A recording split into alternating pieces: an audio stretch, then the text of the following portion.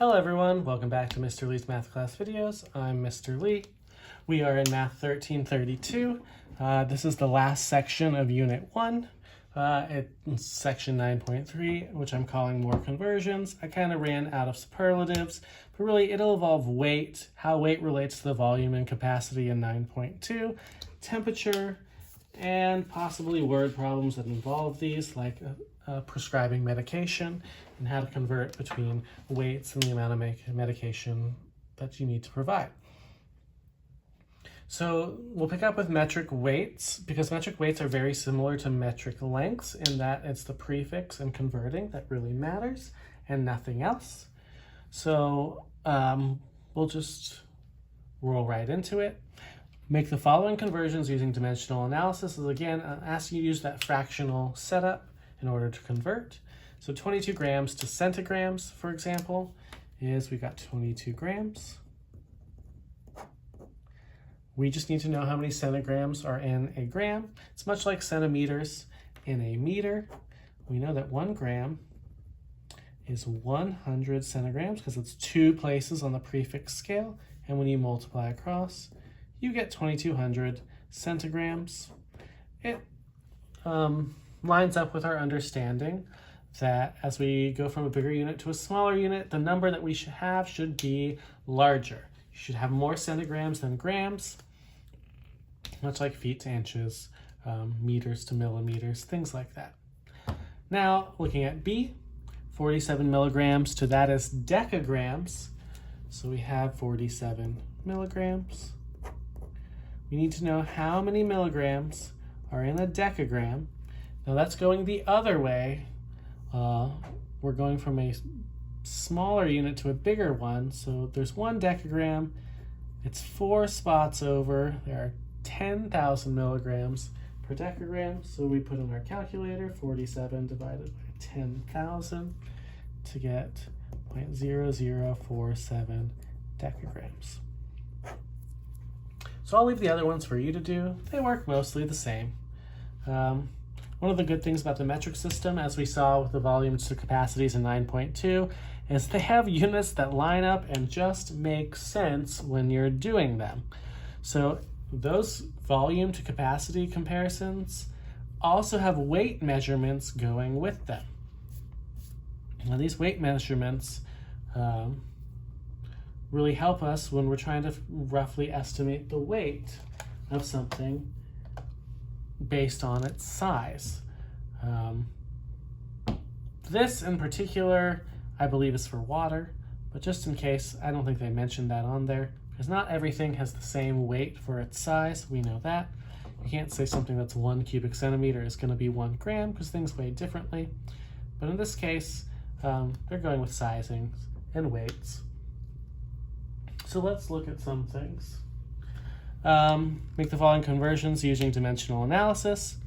0.1 cubic meters to kilograms. Now if we look, there is a relationship here, and these will always be provided to you on the problem. 1 cubic meter is 1,000 kilograms, so we'll start with the 0.1 cubic meters, multiply by 1,000 kilograms over the 1 cubic meter, because we want the meters cubed to cancel, so they have to be on opposite sides. And 0.1 times 1,000 is 100 kilograms. So 0.1 cubic meters is 100 kilograms. That's pretty heavy, but 0.1 cubic meters is actually pretty big, all things considered. A cubic meter is a meter by another meter. So think a little more than 3 feet by 3 feet by 3 feet, a big block, and just 1/10 of that. So about 3 feet by 3 feet. So a 3 foot by 3 foot square. That's only about, I would say, about 4 inches thick. It's going to be pretty heavy, pretty large item. 100 kilograms is a little over 200 pounds. Now, what about C? Kiloliters to grams.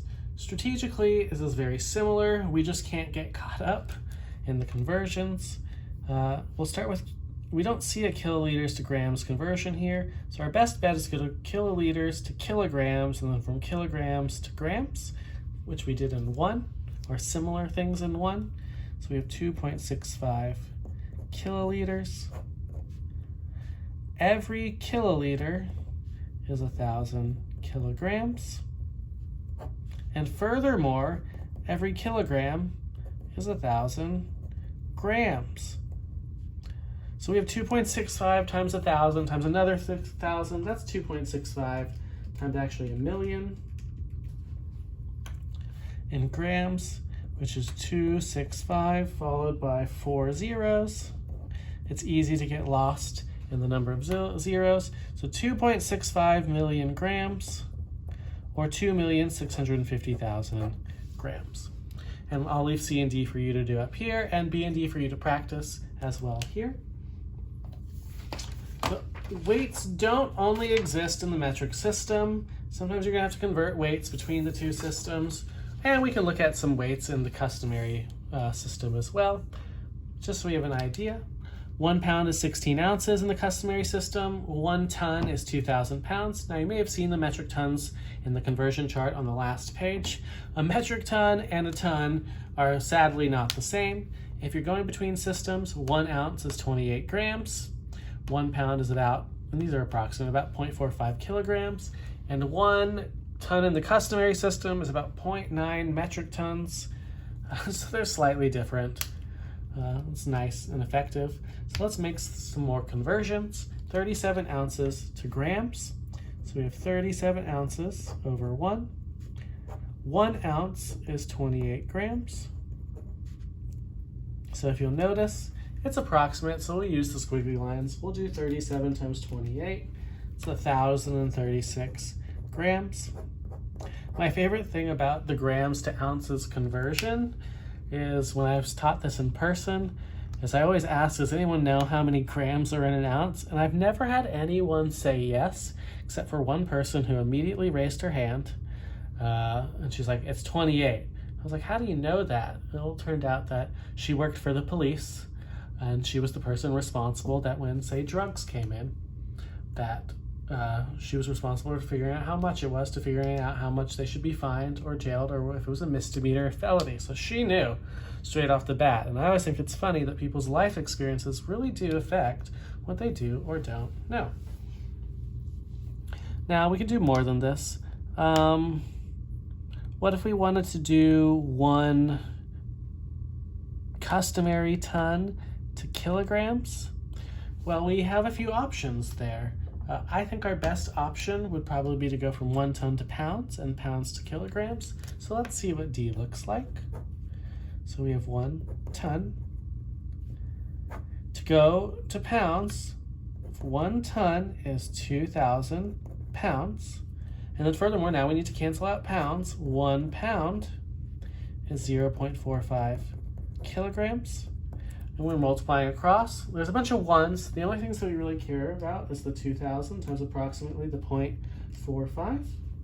And you get that 1 ton is about 900 kilograms. And I'll leave B and C for you to practice. Furthermore, we will finish temperature and applications in the last video of Unit